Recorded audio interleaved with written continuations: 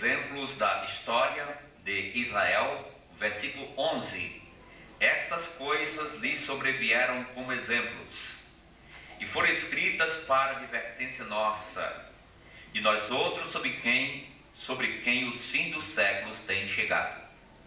Se você pensa que está próximo o fim dos tempos, São Paulo já declara que no primeiro século, os fins dos séculos já tinham chegado sobre a igreja de Corinto. Então nós encontramos exemplos da história de Israel. Estas coisas foram exemplo. Foi colocado aqui para exemplo para o povo de Deus. Então cada crente precisa ler a Bíblia. Se Deus está dizendo que aqui é um exemplo, então significa que nós precisamos conhecer os exemplos que aqui são citados. Quais foram os exemplos? Então, a travessia do Mar Vermelho, os que saíram do Egito, os que estiveram sob a nuvem, os que passaram pelo mar, os que foram batizados na nuvem no mar com respeito a Moisés, os que comeram do manjar espiritual, e note que Jesus declarou: eu sou o pão da vida. O verdadeiro pão quem deu não foi Moisés, foi aquele que desceu do céu e deu a sua vida pela humanidade, declara Jesus. Beberam da mesma fonte espiritual, pois bebiam de uma pedra espiritual que os seguia, e a pedra era Cristo. Num deserto, num lugar sem água, mas Deus providenciou de forma maravilhosa ali água de uma pedra. Então beberam dessa fonte espiritual. Jesus declara: quem tem sede, venha a mim e beba. Quem crê em mim, como diz a Escritura, do seu interior fluirão rios de água viva. E disse o Espírito e a noiva dizem: vem. Quem ouve diga vem, e quem quiser receba de graça da água da vida. A pedra era Cristo.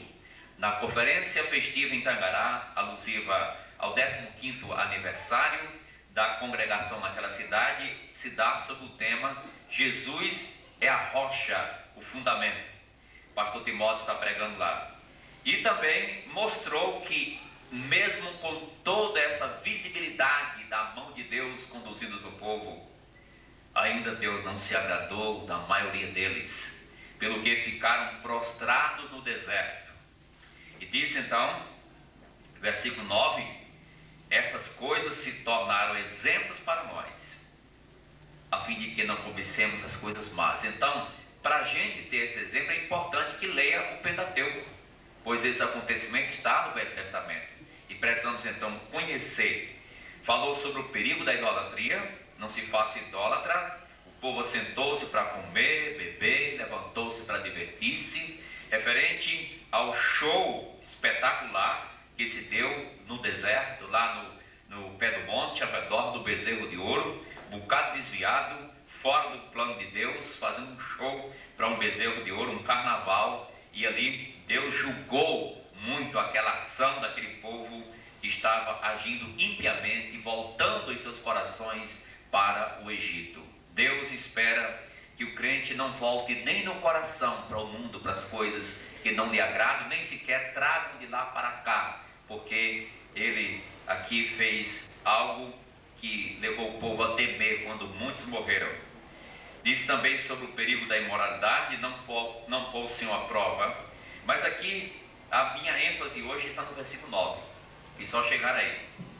Verso 9: não ponhamos o Senhor à prova, como alguns deles já fizeram,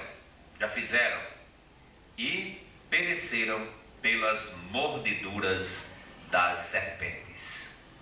Pereceram pelas mordeduras das serpentes.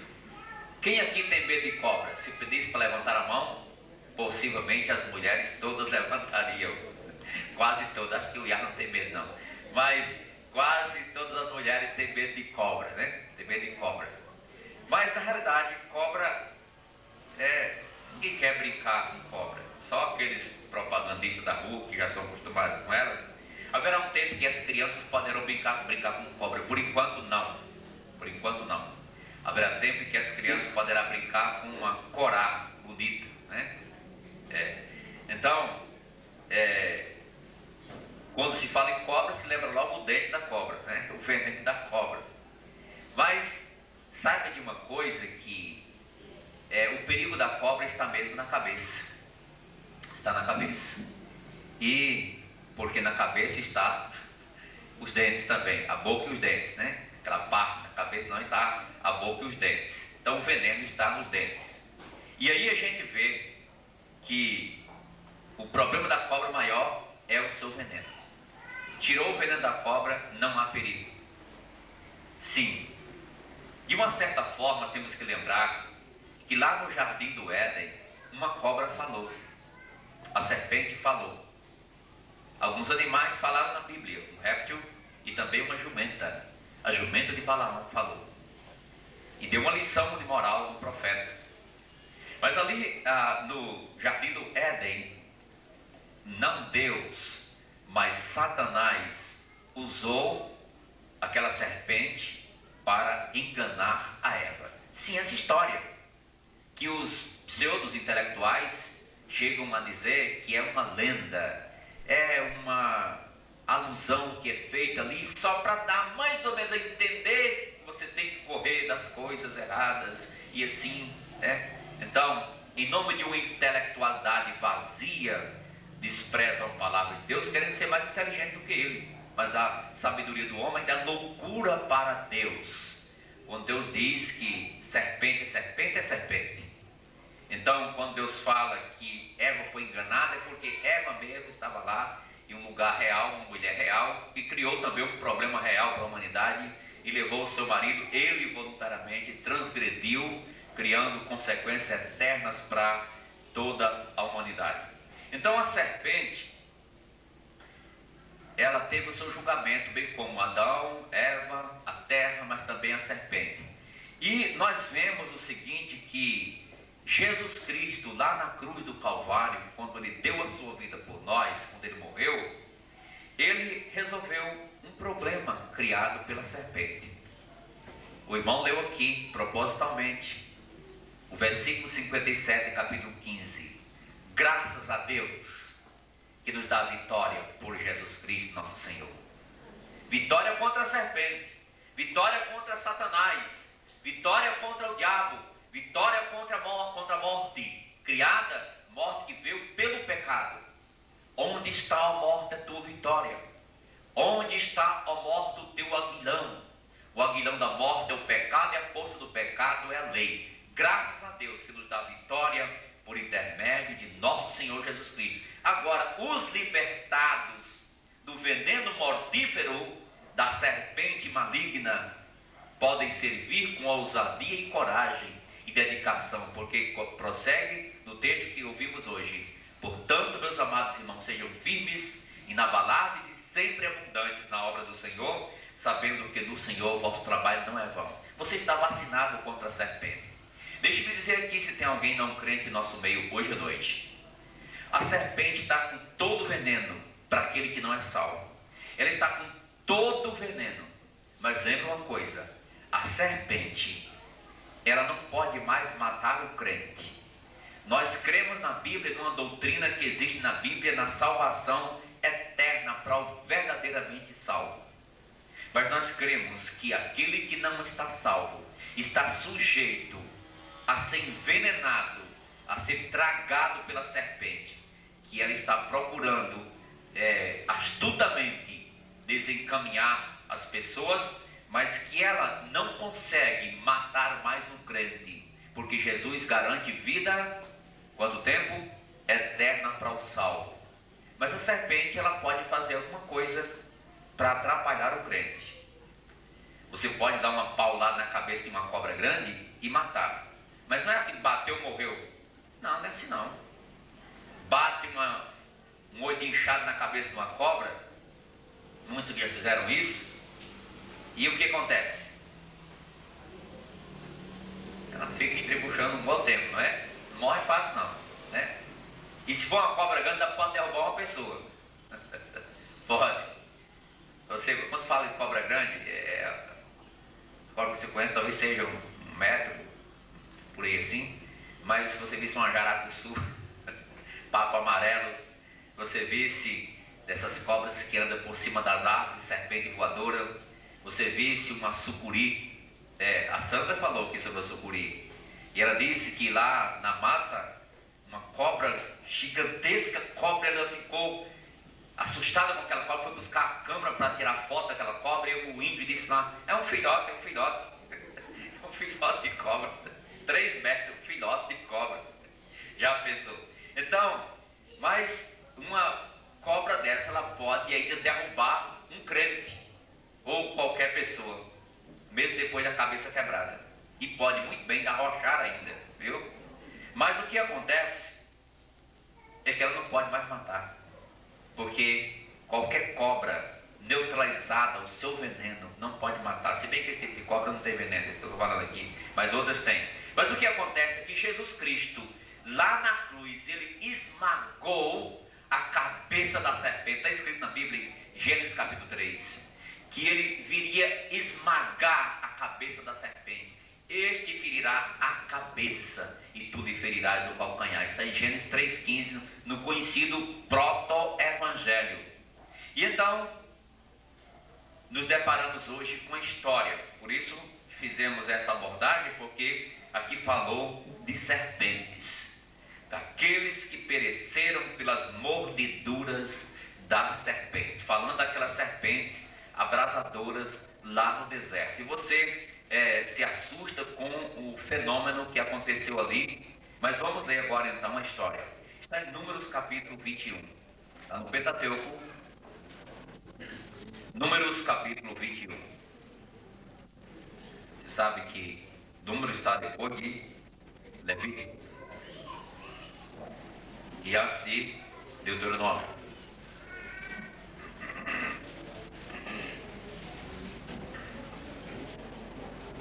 Capítulo 21, verso 4 em diante, a serpente de bronze. Assim se lê. Então partiram do monte Or, pelo caminho do Mar Vermelho, a rodear a terra de Edom. Porém o povo se tornou impaciente no caminho.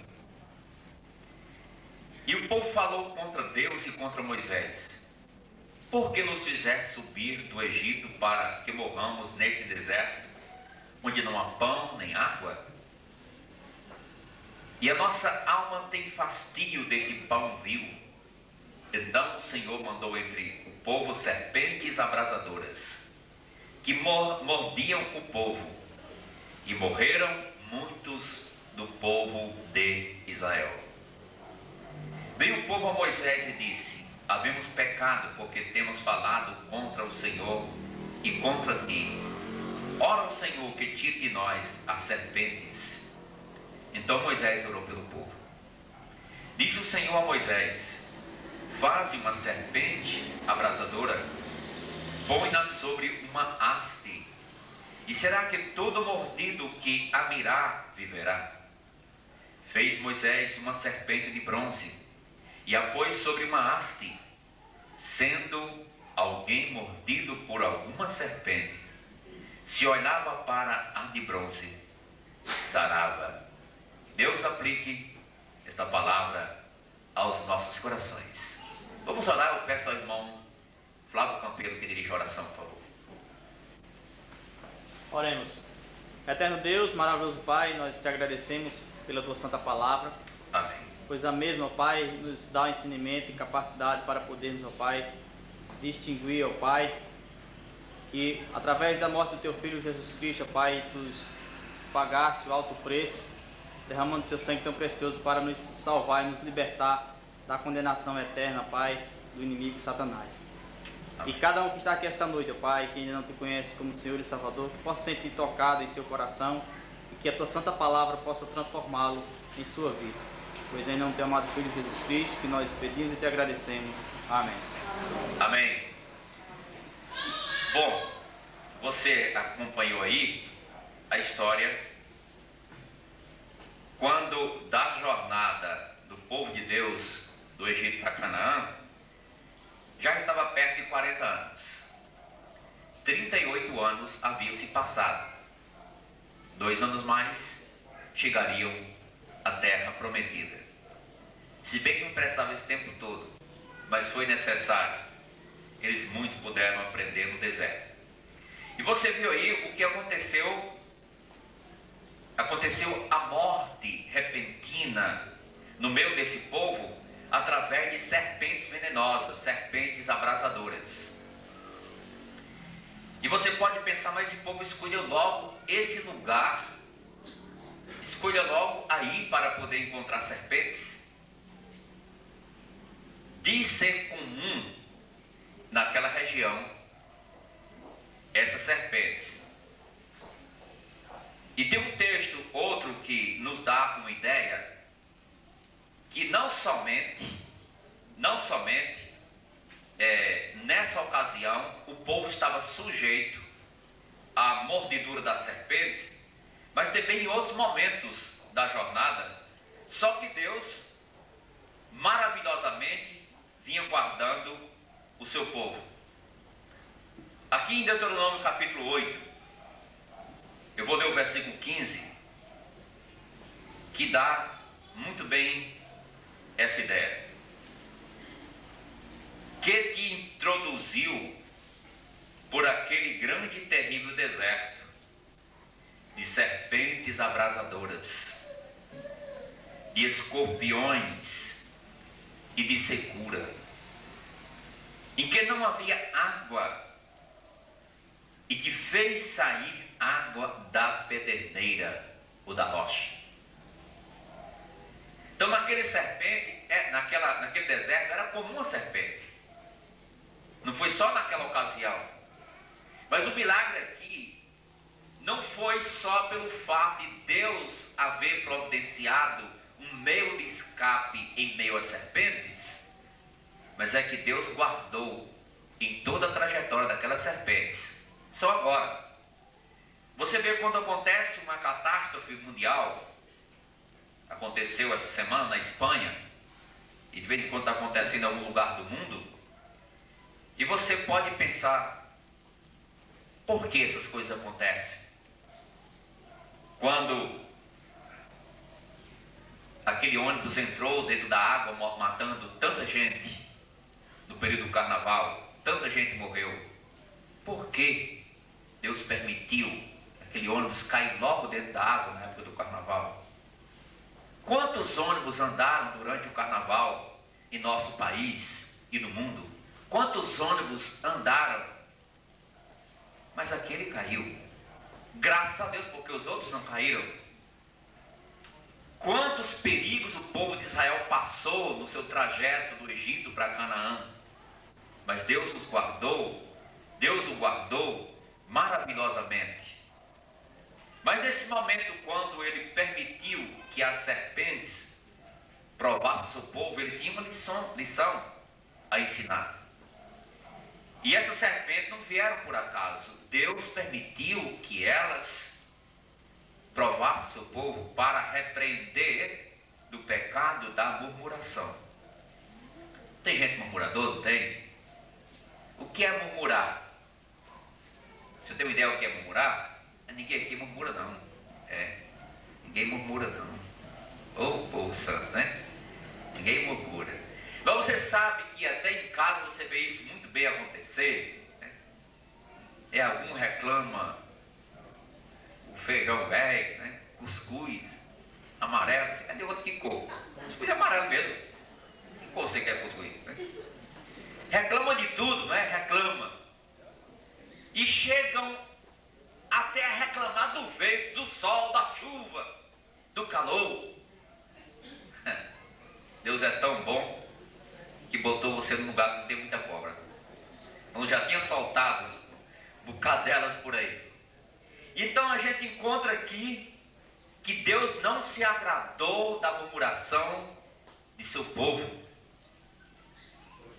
O povo falou contra Moisés, falou contra Arão, mas agora revela o seu verdadeiro caráter. Falou diretamente contra Deus. É falta de muito temor, não é? Muita falta de temor a Deus. Muita falta de temor a Deus. O povo andava debaixo da nuvem. O O povo passou o mar vermelho ao pé enxuto. Não foi um mero vento que casualmente apareceu e abriu o mar, não. Foi Deus que sustentou. Tentou explicar, não, é porque realmente ali é fácil acontecer esses fenômenos, e porque foi a noite todinha, e porque deixou o povo de Israel passar, e porque logo quando o Egito veio atrás, fechou tudo. Porque não deixou a gente passar também? Deus tinha um plano. Foi Deus que fez isso. Lá no Jordão, então explica o Jordão, as águas recuaram, subiu uma grande montanha de água. Deus só soltou quando o povo passou o Jordão a pé enxuto.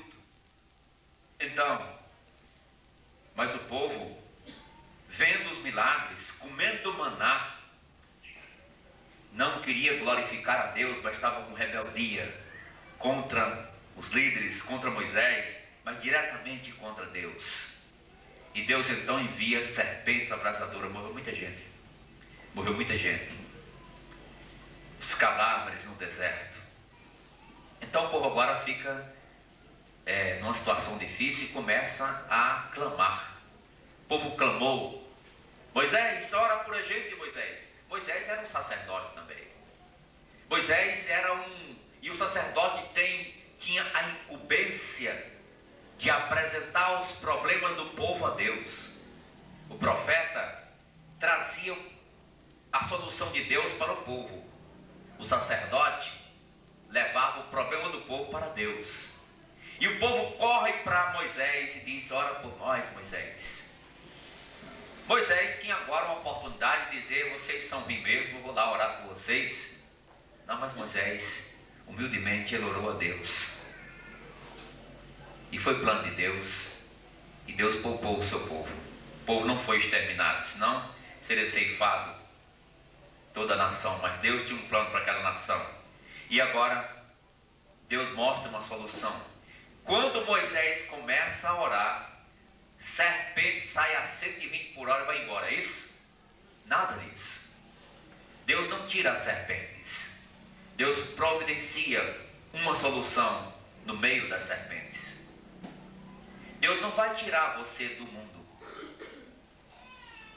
mas Deus faz com que sejamos fiéis aqui no mundo. O crente é sal da terra, é luz do mundo. Se tirar logo, o mundo fica escuro, fica insosso, insípido. Deus quer usar os crentes aqui para ser um refletor, uma referência de Deus na terra. A sua igreja, o seu povo. É muito importante ser povo de Deus. Quem não for aqui, pense sobre isso. É muito importante ser povo de Deus. E Deus então ouviu e disse: Moisés, é fácil. Eles haviam feito um bezerro de ouro. Foi? Então tinha artista lá que podia fazer coisas fáceis. Agora, não faça mais bezerro de ouro não. Você vai fazer agora o que eu mandar. Faça uma serpente. Uma serpente de metal, de bronze. Coloque sobre essa haste e quando a pessoa for mordida, olhará para ela e logo viverá. Tá certo? Mas tanta serpente no chão, fazer um manual para olhar para cima e o chão cheio de serpente. Mas é isso mesmo. Não olha para o chão não, olha para cima. A serpente foi colocada numa haste. Uma haste levou aquela serpente de bronze pendurada entre a terra e o céu. E o povo tinha que fixar o olhar naquela serpente que Deus mandou fazer. E diz o texto que todo que a mirava, tendo sido picado pela serpente, todo que mirava, sarava. Sarava. Bom, a gente pode ver aqui que esta serpente é um símbolo da cruz. É um símbolo do sacrifício de Jesus Cristo pelo pecado.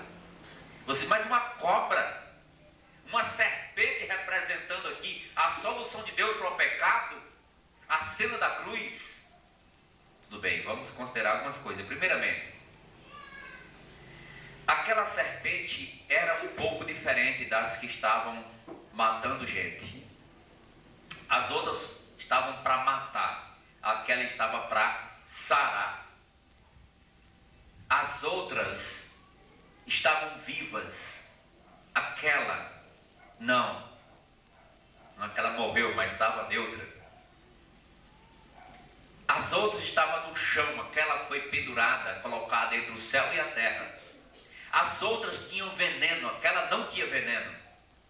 Era sem veneno. Note, uma serpente de metal não tem veneno.